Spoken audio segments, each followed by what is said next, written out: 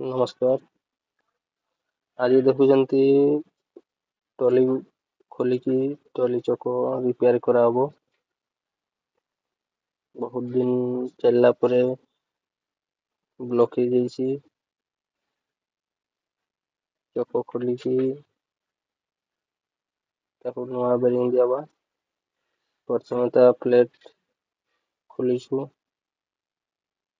Locking plate. ତାପରେ ରହିଲା ଆମର ବ୍ଲକ୍, ଯୋଉଥିରେ କି ସିଏ କାଠିକି ଥାଇ ଚଲିଥିବ।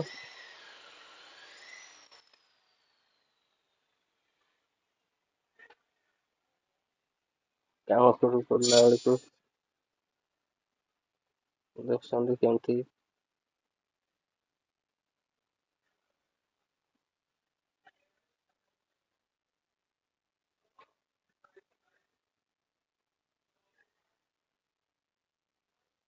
ପ୍ଲାଣ୍ଟ ଆଉ ଥରେ ରିଷ୍ଟାର୍ଟ କରିବା ପାଇଁ ଯାଉଛନ୍ତି, ସେଥିପାଇଁ ମେଣ୍ଟେନାନ୍ସ ଚାଲିଛି। ଏବେ ସାଫ୍ଟରୁ ବେରିଂ ଆଉ ହୁଇଲକୁ ଡିସମେଣ୍ଟାଲ କରାହଉଛି।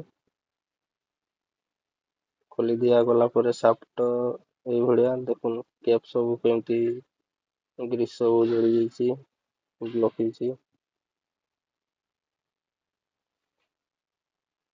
ଦିଟା ଲେଖାଏଁ ବେରିଂ ଥାଏ, ଭିତର ପଟେ ଗୋଟେ ବାହାର ପଟେ ଗୋଟେ ଖୋଲିଦେଲୁ। ଦିଟା ଖୋଲିଲୁ, ତାପରେ ଏଇ ଯୋଉ କ୍ୟାପ୍ ସବୁ ଦେଖୁନ ଏଇଟା ମୁଁ ସଫା କରିଛି। ଆଉ ଭାଇ ଜଣେ ଆମର ସଫା କରୁଛନ୍ତି। ଏବେ ନୂଆ ବେରିଂ ଆଣିଲୁ, ନୂଆ ବେରିଂ ଆଣିକି ଇନଷ୍ଟଲ୍ କରିବୁ ଆଉ ଥରେ, ମୋବିଲ ଦେଇଦେଲା।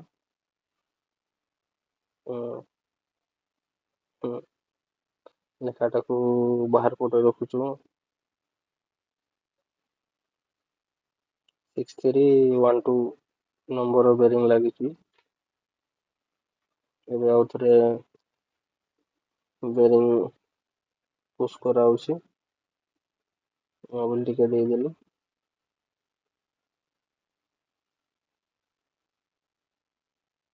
ତାପରେ ଚେକ୍ ନଟ୍ ଲଗା ଚାଲିଛି।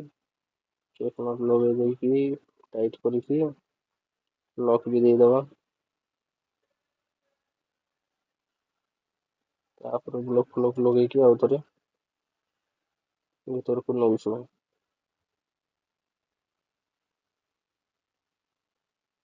ଏବେ ଆଉ ଥରେ ତାକୁ ଲଗେଇ ଦେଇକିରି ବସେଇ ଦେବୁ।